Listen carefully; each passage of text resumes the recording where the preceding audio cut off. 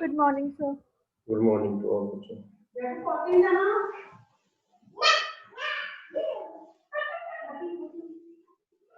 हाँ जी बच्चों, स्टार्ट करें। तो स्टार्ट करते हैं। आज एक्चुअली TIR की हम एप्लीकेशन कर रहे थे। आज सेकंड एप्लीकेशन करते हैं TIR की, और ये बहुत इंपॉर्टेंट एप्लीकेशन है बच्चे। इसके अंदर जो हमारी अगली एप्लीकेशन है, एक मिनट रुकना बच्चों, एक मिनट।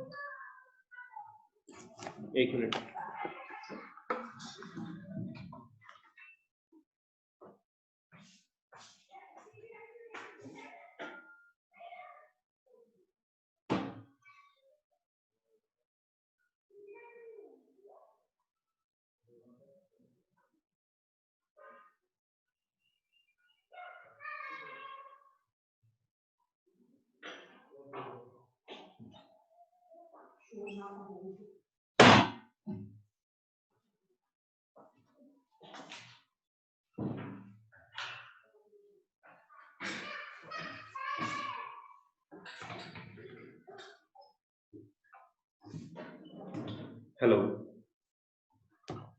Yes, sir. हाँ जी बच्चों, स्टार्ट कर रहे हैं। अब हम हमारी सेकंड एप्लीकेशन है TIR की। इसको बोलते हैं ब्रिलियंस ऑफ डायमंड। लिखो, second application brilliance of diamond. अच्छा बच्चों, कल का मैं फ्राइडे का आपको ना रिकॉर्डिंग लेक्चर भेजूंगा। वो होगा शिफ्टिंग वाला। थोड़ा सा टफ होगा ये टॉपिक, ठीक है। इसको आप रिवाइंड करके दोबारा ध्यान से सुन लेना। ये मैं आपको 1 आवर का लेक्चर भेजूंगा। इसमें शिफ्टिंग वगैरह मैं पूरी करवा दूंगा, चाहे एक लेक्चर हो चाहे 2 लेक्चर हो। तो ये इसमें मैंने आपको टॉपिक पूरा करवाना है, और कल का आपका लेक्चर यही रहेगा रिकॉर्डिंग का, ठीक है। और सैटरडे आपका टेस्ट होगा।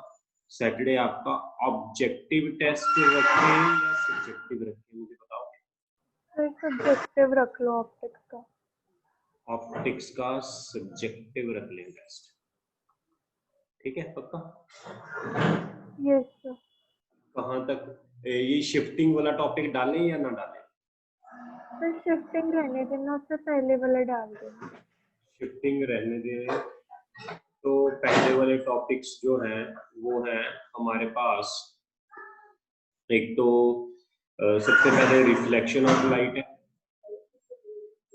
ना, और दूसरा टॉपिक है रिफ्रैक्शन। रिफ्रैक्शन में जो टॉपिक है वो है हमारे पास एक TIR भी हो गया और एक प्रिज्म भी हो गया। ये टॉपिक हो जाएंगे बच्चों। आपने जो नहीं करने, शिफ्टिंग वाला नहीं करना, नॉर्मल शिफ्ट वाला एक ये नहीं करना आपने, और दूसरा आपने ये वाला टॉपिक नहीं करना, refraction through spherical surface.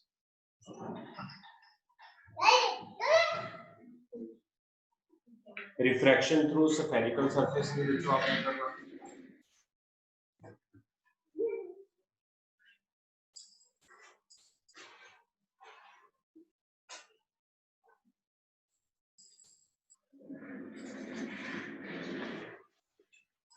Refraction through spherical surface नहीं बच्चों आपने करना, ठीक है। ये टॉपिक नहीं आपने करना। और लेंस नहीं करने, ठीक है। ये 3 टॉपिक आपने नहीं करने, ठीक है। और ये टॉपिक मैं कल आपको कंप्लीट करवा दूंगा। ये टॉपिक हमारा मंडे को खत्म हो जाएगा और फिर लेंस रह जाएगा। लेंस को 3 से 4 दिन लगेंगे, तो फिर हमारा पूरा ऑप्टिक्स जो है वो कंप्लीट हो जाएगा, ठीक है। और इन टॉपिक्स का टेस्ट होगा, अभी आप नोट कर लो बच्चों, ये 4 टॉपिक्स हैं, इनका ही टेस्ट होगा और इनका मैं सब्जेक्टिव टेस्ट आपसे लूंगा, ठीक है। और अगर आपको सब्जेक्टिव थ्योरी नोट्स चाहिए, वैसे तो बच्चों मैंने आपको सारा डिटेल में लिखवाया है, सारा मैंने आपको डिटेल में लिखवाया है ये सारी चीजें। अगर फिर भी आपको 1-2% लगे, कुछ आपको थ्योरी नोट्स चाहिए, तो मुझे आप बता देना, मैं आपको थ्योरी नोट्स आज आपको सेंड कर दूंगा, ठीक है। फिर इसके बाद अगले वीक में हम ऑब्जेक्टिव का ही और ऑप्टिक्स का ही ऑब्जेक्टिव टेस्ट रखेंगे। Okay sir. ओके बच्चों, नोट्स आपको दे देता हूँ मैं इसके सब्जेक्टिव के, ठीक है, नोट्स भेज दूंगा। Okay sir. ओके, तो बच्चे स्टार्ट करते हैं हमारी सेकंड एप्लीकेशन टीआईआर की। टीआईआर की मैंने आपको फर्स्ट एप्लीकेशन बता दी थी ना। फर्स्ट एप्लीकेशन क्या थी, मिराज इफेक्ट था, और सेकंड जो है वो है ब्रिलियंस ऑफ डायमंड। डायमंड क्यों चमकता है, ये आपको पता है इसके बारे में बच्चों, डायमंड क्यों चमकता है? हाँ,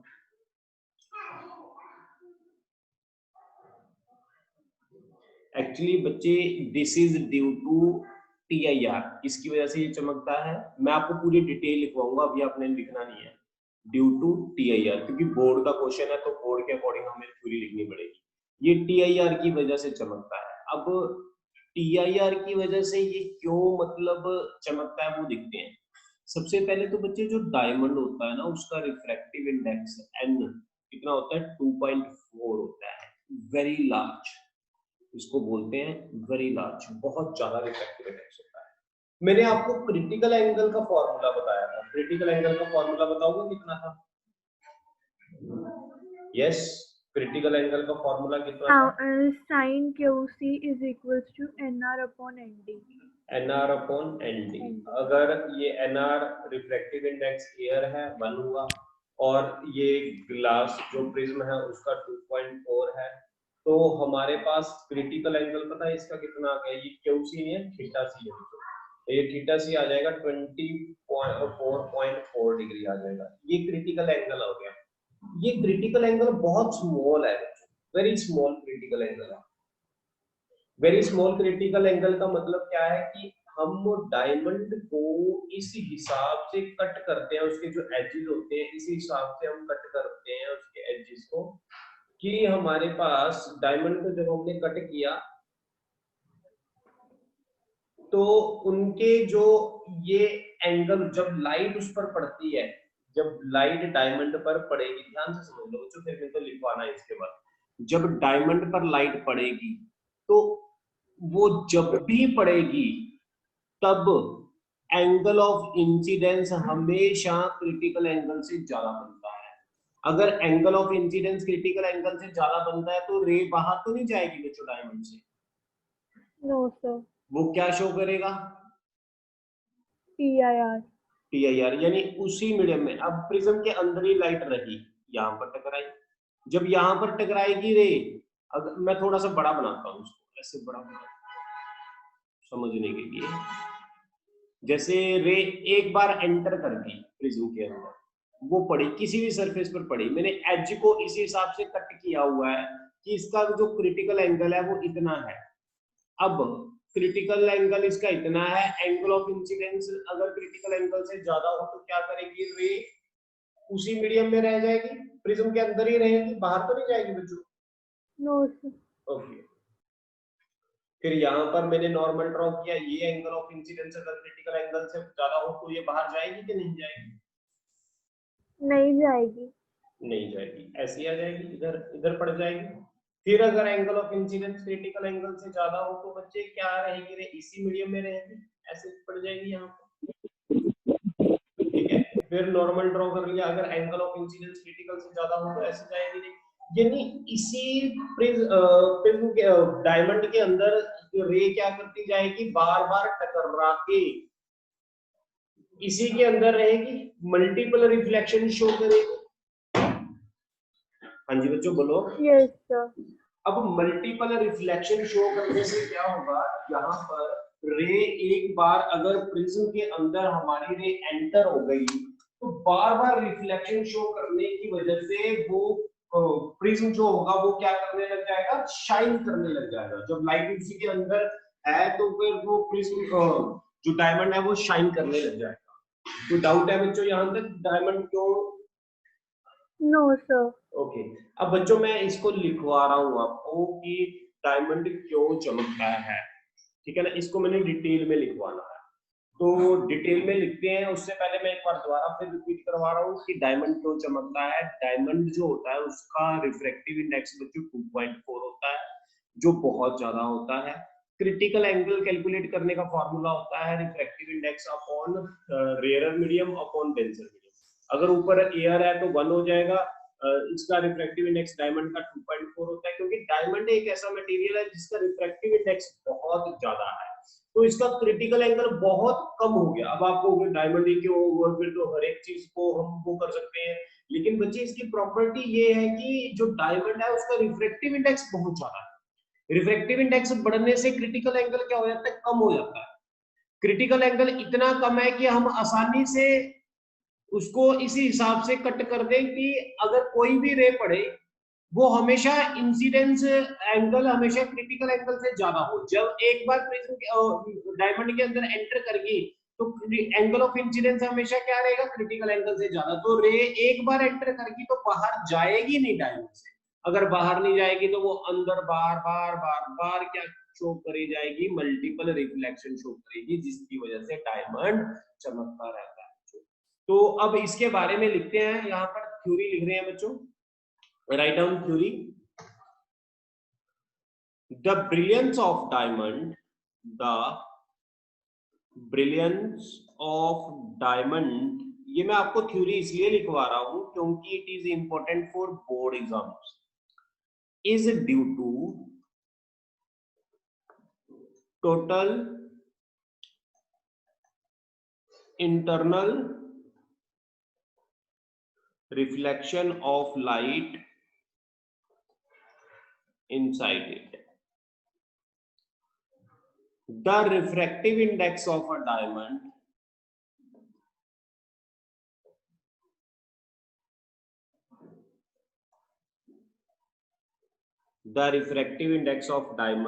is 2.47 and its critical angle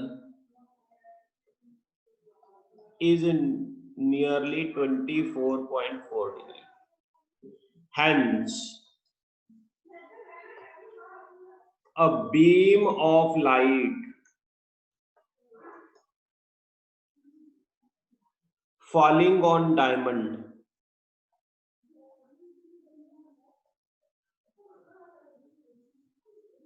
suffers total internal reflection inside repeatedly and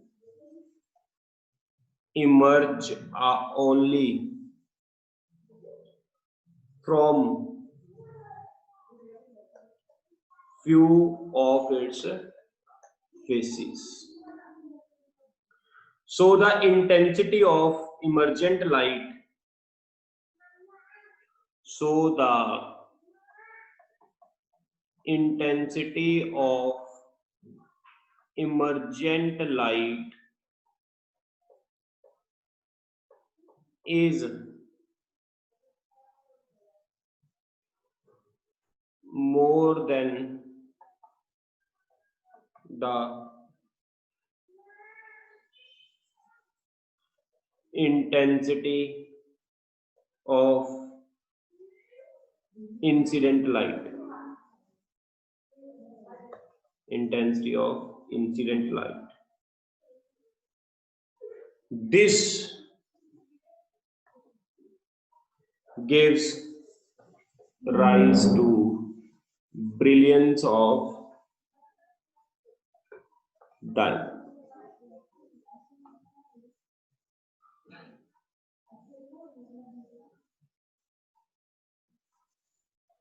The faces are also cut accordingly so that light falling on it does total internal reflection inside. Yes बच्चों, ये लिख लिया हमने brilliance of diamond का। इसमें main point तो ये है कि इसका जो क्रिटिकल एंगल, इसका जो रिफ्रैक्टिव इंडेक्स होता है 2.4 होता है, जिसकी वजह से क्रिटिकल एंगल इतना हो गया। अब इसके जब क्रिटिकल एंगल इतना हो गया तो हम इसके फेसेस को इसी हिसाब से कट करते हैं कि रे एक बार जब इसमें एंटर करती है वो हमेशा क्या शो करती है बच्चों, PIR शो करती है। ये मेन इसका वो है कंक्लूजन। ये थ्योरी लिखनी है वो आप जैसे मर्जी बनाकर लिख सकते हो, मैंने थ्योरी इसकी आपको लिखवा दी, थ्योरी नोट सेंड कर दूंगा, उसके अंदर लिखी भी होगी ये सारी। रब कर रहा हूं मैं बच्चों, इसको कर दूं रब बच्चों? Yes sir.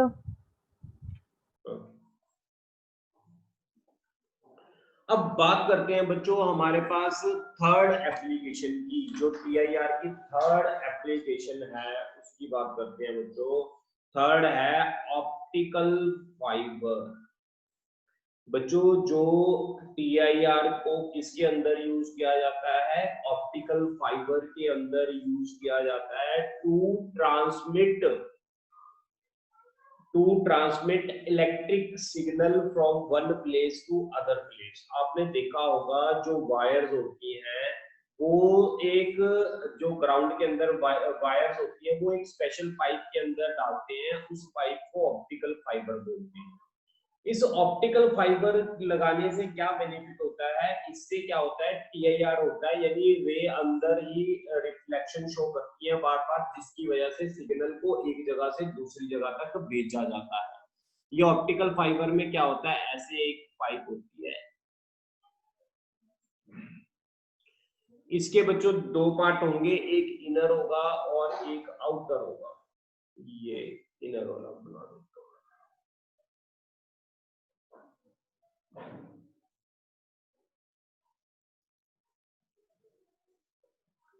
ये पार्ट मैंने बना दिया। दो पार्ट हो गए, एक इनर हो गया और एक आउटर हो गया। ये दो पार्ट हो गए बच्चे पाइप के। अब बच्चों दोनों में ना इनर और आउटर की मैं बात कर दूं, अगर जो हम इनर वाले पार्ट को है, ये जो इनर वाला पार्ट है बच्चे, ये वाला इनर वाला part, inner part higher refractive index, इसका रिफ्रैक्टिव इंडेक्स क्या होता है, हायर रिफ्रैक्टिव इंडेक्स। और आउटर वाले का रिफ्रैक्टिव इंडेक्स क्या होता है, लोअर रिफ्रैक्टिव इंडेक्स। इसकी दो तीन इंपॉर्टेंट प्रॉपर्टी समझ लो, थ्योरी तो आप खुद भी बनाकर लिख सकते हो, ठीक है, मैं नोट्स भी दे दूंगा, लेकिन आप इसको समझ लो क्या होता है इसके अंदर। एक इसकी दो लेयर्स होती हैं, एक अंदर वाली लेयर होती है, एक बाहर वाली होती है। जो अंदर वाली लेयर होती है उसका रिफ्रैक्टिव इंडेक्स ज्यादा होता है, जो बाहर वाली होती है उसका रिफ्रैक्टिव इंडेक्स कम होता है बच्चों। अब क्या है यहाँ पर, अंदर वाली लेयर को हम बच्चों नाम देते हैं, उसका नाम है कोर। आउटर वाली लेयर को नाम हम जो देते हैं उसका नाम है बच्चों क्लैडिंग। ये नाम याद कर लो। क्लैडिंग का जो रिफ्रैक्टिव इंडेक्स है 1.5 है होता है, और कोर का जो रिफ्रैक्टिव इंडेक्स है 1.7 होता है। यहां तक देखना बच्चों, कोई डाउट है आपको? No sir. ओके बच्चों, इसके बाद अगर मैं बात करूं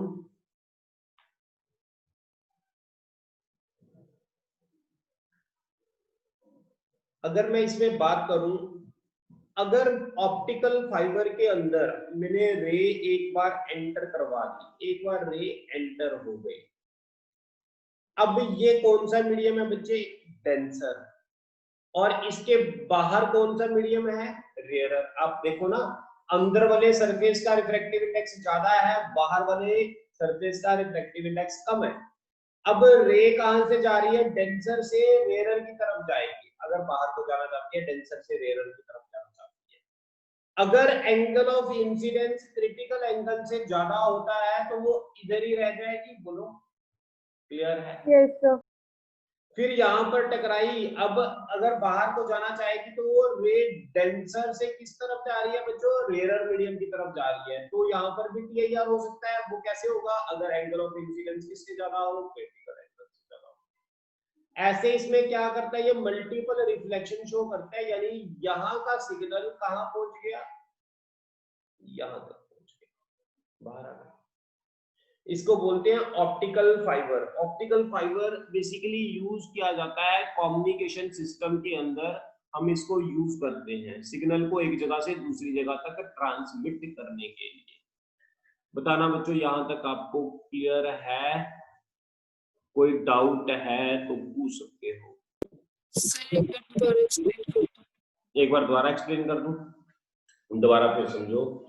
कहता ऑप्टिकल फाइबर के अंदर बच्चों एक ऐसे पाइप होती है जिसके दो लेयर्स होती हैं। एक लेयर आउटर वाली होती है और एक लेयर इनर वाली होती है। ऐसे दो लेयर्स होती है। जो आउटर वाली लेयर होती है उसका रिफ्रैक्टिव इंडेक्स कम होता है।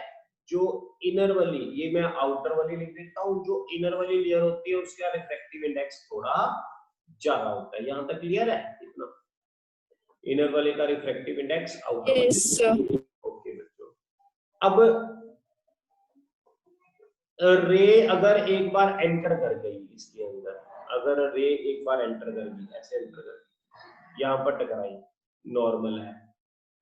अब रे देखो, ये डेंसर मीडियम है, ये रेयर मीडियम है ना?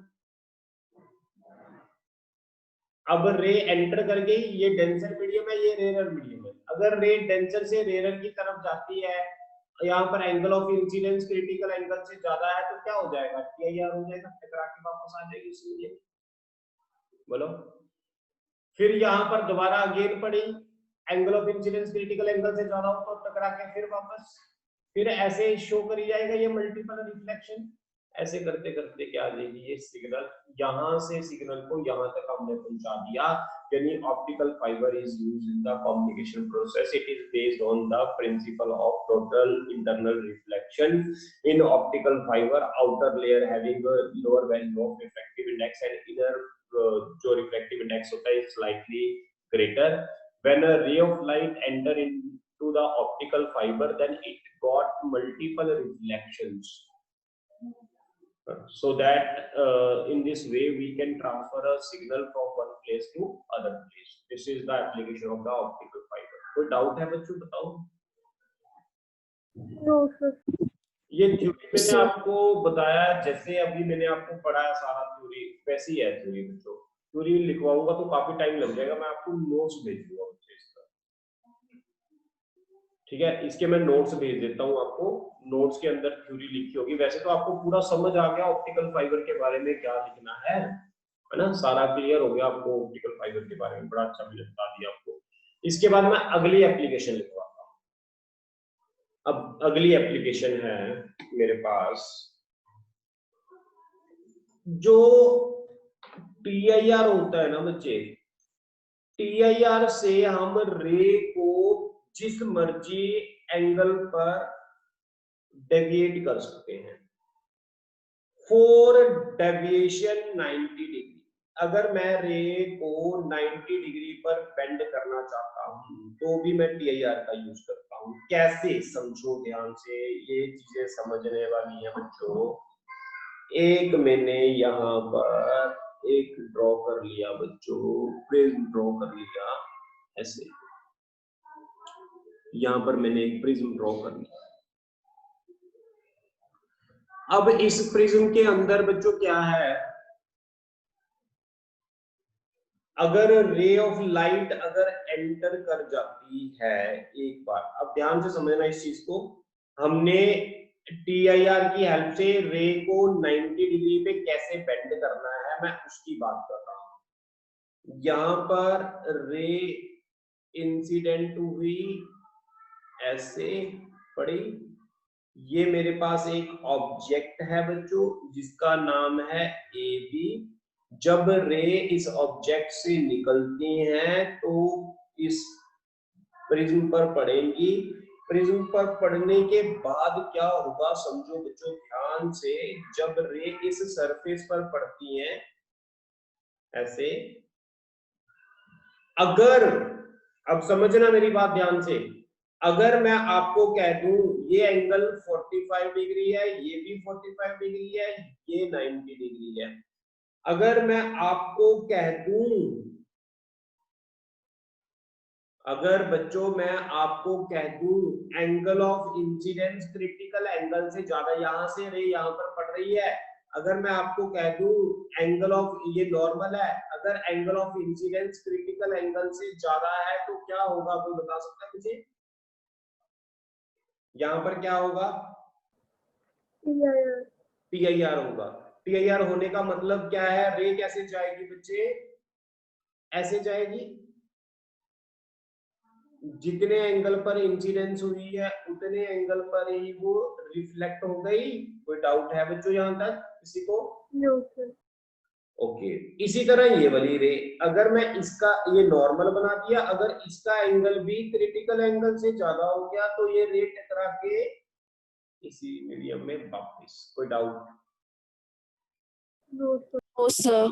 ओके, अब बच्चों जो प्रिज्म होते हैं ना उसका क्रिटिकल एंगल आपको पता है, प्रिज्म का जो क्रिटिकल एंगल होता है वो 42 डिग्री होता है, उसका जो रिफ्रैक्टिव इंडेक्स होता है 1.5। प्रिज्म किससे मिलकर बना होता है?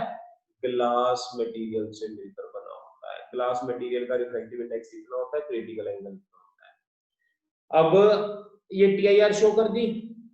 अब जो ये रे है बच्चों, जब ये बाहर आएंगी ऐसे, यहां से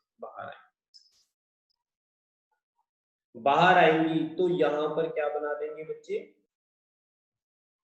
यस, यहां पर क्या बना देंगे? इमेज बना देंगे, ए का A डैश, बी का B डैश। देखो रे ऐसे आ रही थी और जा कैसे रही है, ऐसे, कितने एंगल पर बेंड हो गई रे? 90 डिग्री। कोई डाउट है बच्चों, पूछ सकते हो आप। फॉर डेविएशन 180 डिग्री, अगर रे को बच्चों हमने 180 डिग्री पर बेंड करना है तो क्या होगा? ये मेरे पास ऐसे प्रिज्म है,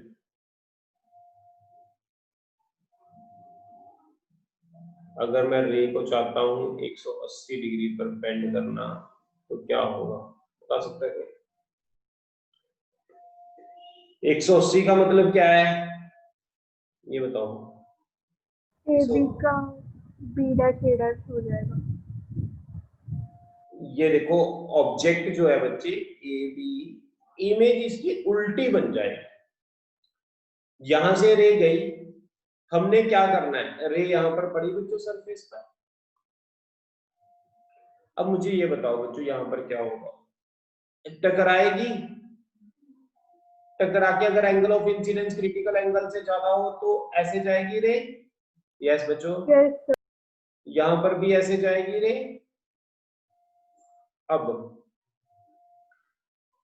अब इसके बाद देखो, इसके बाद रे मुझे ऐसे चाहिए और ये रे आ गई बाहर, यहां से भी ये रे आ गई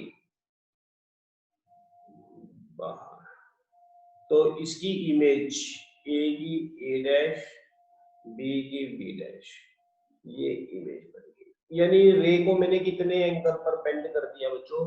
180 डिग्री पर बेंड कर दिया। इसको बोलते हैं लेटरल इन्वर्जन।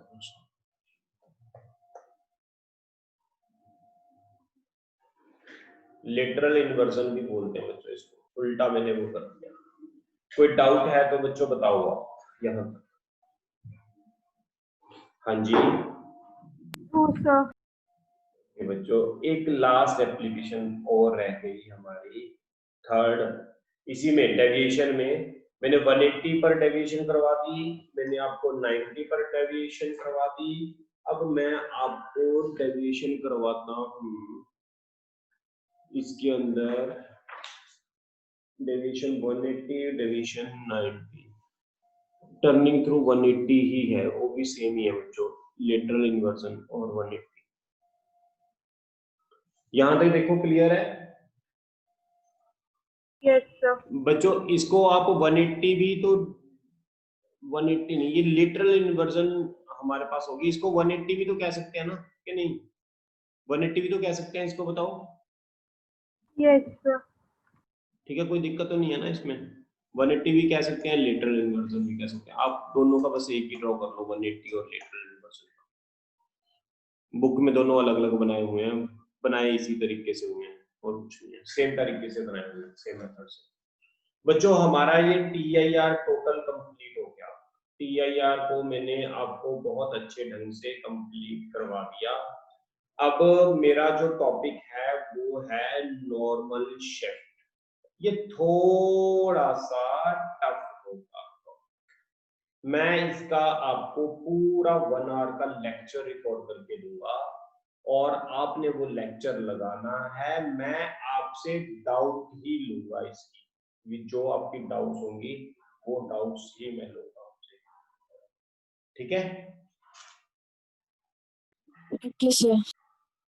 ओके है ना? मैं आपको इससे नॉर्मल शिफ्ट की डाउट लूंगा। कल का आपका रिकॉर्डेड लेक्चर होगा, ये याद रखना। और सैटरडे का आपका सब्जेक्टिव टेस्ट होगा ऑप्टिक्स का, ठीक? सैटरडे आपका ऑब्जेक्टिव टेस्ट होगा ऑप्टिक्स का। ओके बच्चों, डन? Yes sir. आज बच्चों इतना ही करते हैं, अगला टॉपिक मैं आपको रिकॉर्डेड में दूंगा और फिर मंडे को हमारी लाइव क्लास लगेगी। जो आपकी डाउट होगी वो डाउट ले लेना, सैटरडे को आपका टेस्ट होगा और सब्जेक्टिव। ओके बच्चों, ठीक है?